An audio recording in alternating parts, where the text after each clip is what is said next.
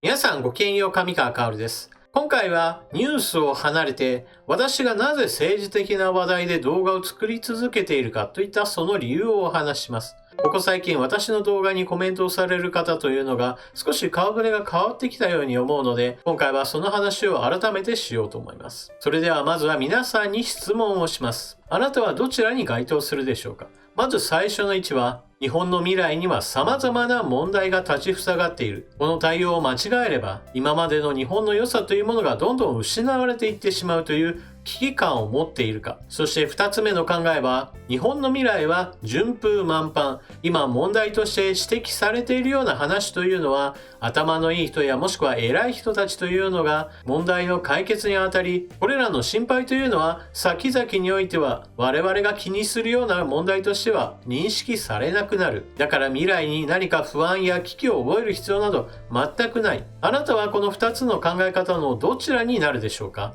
私は危機意識がある方で、現在においても未来においても問題というものは常に発生し、そして下手な対応を続ければ、そのことが日本全体の活力を失わせてしまうと考えています。では危機意識がある人、その一般論としてどのような対応をすることが考えられるでしょうか？選択肢は大まかに言って5つあります。まず第1に、何かしらの問題解決に携わること。第2は、自分が問題解決に当たるのではなく、問題解決に当たっている人に対して問題点を指摘し、対応に当たっている人間にプレッシャーを与えることで、物事をより迅速に解決へと向かわせる。そして第3の選択肢は、直接問題を解決する人や、もしくはそれらの人々を批判して物事を動かそうとしている。そのような人々を外から応援するといった形です。第4の選択肢は、そもそも関わらない。もしくは関わりたいんだけど日々の生活に追われていて関わることが難しい。もしくは関わる手段というものが見当たらないといった形で結果として関わることができない人というのもあります。そして第5の選択肢は、関わらないのではなく、そもそも日本に問題があるというのであれば、問題のない国に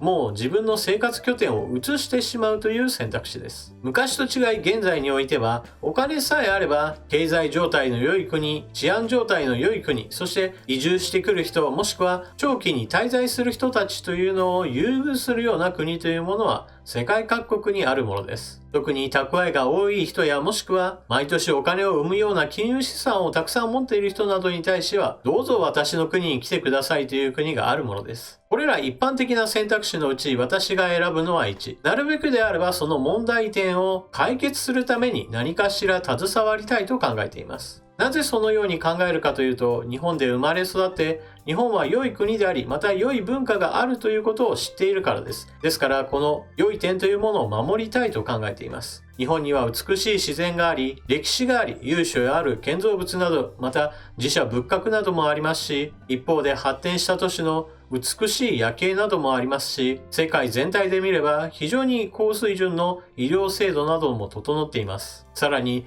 これだけ多くの人々が住んでいる国の中においては非常に治安の良い部類の国です。他にも漫画やアニメといったサブカルチャー文化なども非常に様々発展している国です。まさに新旧様々な分野が多様に発展している魅力的な国です。このように良いところというものがたくさんあるこの国が自分の生きているうちにだんだんと廃れていく、もしくは壊れていくというのを見るのは悲しいことですし、またこのような国の形というものを次の世代に残していけないというのもまたこれも悔しい話です。ではどんな方法でこの国が良い方向へ進むように自分には何ができるでしょうか？私の考えは国家の方針というものはまずは国会議員やもしくは法律というものが全体の方向づけをすると考えています。もちろん官僚の支配というものが非常に及んでいて国会議員などは官僚らの手足に過ぎないという考え方もあるでしょう。しかし私のペーパーテストの能力やもしくは年齢から言って今からさあ官僚を目指しましょうというのは全く現実的ではありませんから、そのような選択肢はありません。ですから官僚ではなく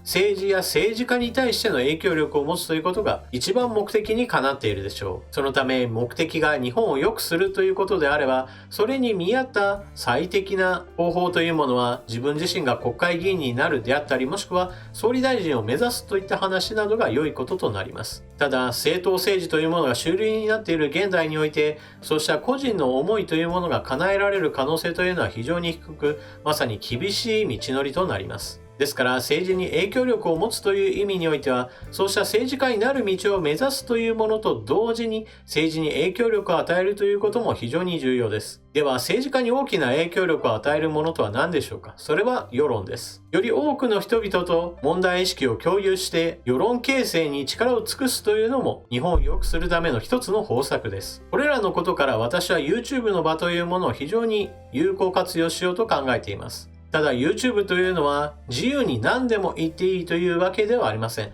様々な規制が行われています。ですから何かの話をするときに回りくどい表現やもしくは使わないようにしている単語なども存在し、そのためストレートな物言いができるわけではありません。しかしそのような規制があったとしても、現在の個人として何かを発信するときにより多くの人々に声を届けるその場所としては、今現在においては非常に有効な場所です。日本を良くするという目的のために手段として政治家を目指すにしても、世論に対する影響力を増加させるためにもネットでの発信力強化というのは個人にとっては大きな武器となるのです。私は親類に国会議員がいて、そのうち世襲議員になれるといった七光は全くありません。また有名なタレントでもありません。その他高学歴を売りにするどころか大学も行っていません。みんながおっと目を引くような経歴を持っているわけでもありません。例えば私は元 Google の社員でこんなことをやっていたんだよであるとか、もしくはマッキンゼーで働いていてもう鍛えられまくったんだよといったような話などもできません。企業経営者でもありませんし、資産家でもありません。あれこれあげましたが、ないもの尽くしのどこにでもいる平々凡々な人間に過ぎません。でもそんな私ですら、今の日本には多くの問題が存在しているし、また未来においても問題が減るどころか、むしろ増えるであろうということは簡単に想像できます。だから私は私のできることとして今こうしてカメラの前で発信し、ネットで公開して皆さんに思いを伝えているわけです。私の話す現状こうなっていますよという解説に違和感を持つ人もいるでしょう。また私の話すこの問題に対してはこうした方がいい、ああした方がいいという解決案の提示について言っても、私もしくは俺の考えている解決策の方がはるかに良いということだってあるでしょう。それでも私の活動全般に対しての評価として頑張るよと応援してくれる方が一人でも多くなることを私は目指しています。ここまでは私の話を聞いてくれた方ならお分かりだと思いますが、私は皆さんの感情に訴えかけて私の支持者になってくれという話をしているわけではありません。それこそ巨大な敵を設定して不安を煽り、みんなが苦しんでいるのはこの巨悪のせいだ。この巨大な悪を打ち倒しさえすれば未来は明るい。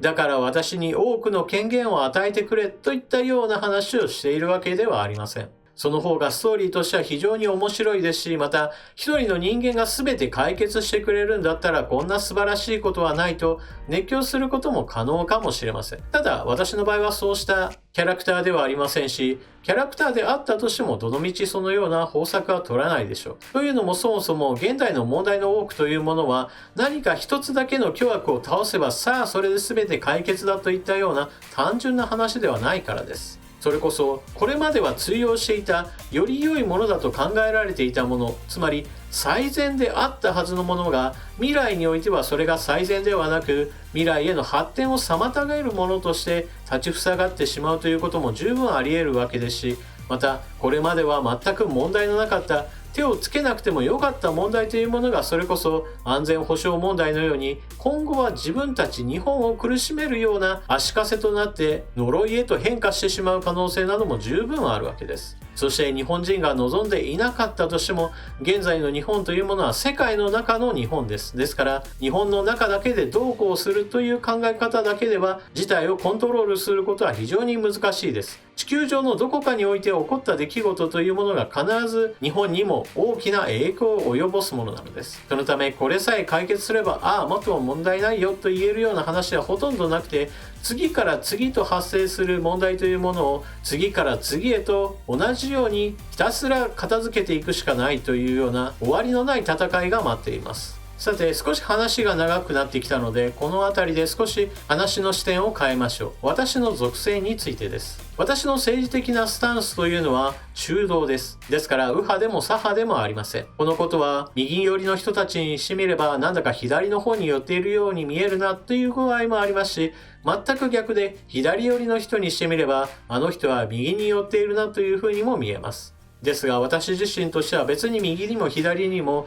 肩入れする気はありません。次に保守と改革といえばどちらかといえば私は改革です。文化などは守っていかなければなりませんが、しかし悪しき習慣などについてはこれは改善をしていかなければなりません。また私自身は尖閣諸島問題について様々な動画を上げてきましたが、その中においては憲法改正や自衛隊の強化、また対スパイ法の制定や諜報機関の整備の話などもしています。これらなどは旧態依然とした体制では全く現代や未来に対しての備えができないということを私としてはお話ししてきました。そういった意味で私は様々な問題に対しては改善、改良、そして改革というものを順次行っていかなければならないという基本スタンスです。次に愛国と反日であれば私は愛国です。わざわざ自分は反日ですよという人などはまあいないわけですが、しかしそう言わないであったとしても反日姿勢を取り続けている日本人の政治家や個人など文化人などもたくさんいます。これらの人々の特徴というものは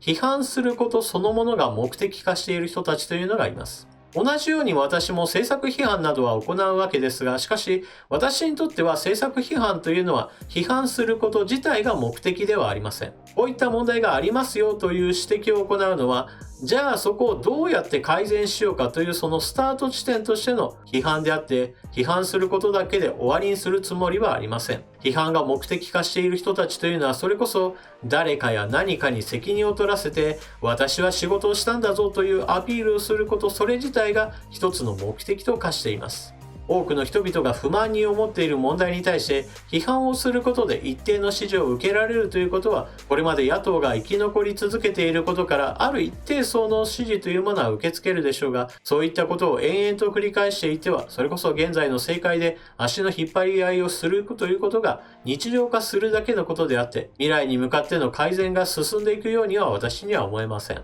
以上が私の考え方です。これからも私は政治についての動画というものを作り続けていくでしょう。その中の動画の中のいくつかでは私は何々をした方がいいという話を組み込んでくるでしょう。そういった話を聞くと、この人は一体どんな視点からこんな話をしているんだ、何様のつもりだといったようなコメントを書かれる方もおられます。しかしそのような話を私がなぜしているかということは、今回お話しした私の考えに沿っているものだということをぜひともご理解ください。それでは動画を最後までご視聴いただきありがとうございました。チャンネル登録していない方はぜひともこの機会にチャンネル登録、もしくはメンバー登録していってくれると嬉しいです。それでは次の動画でまたお目にかかりましょう。またね。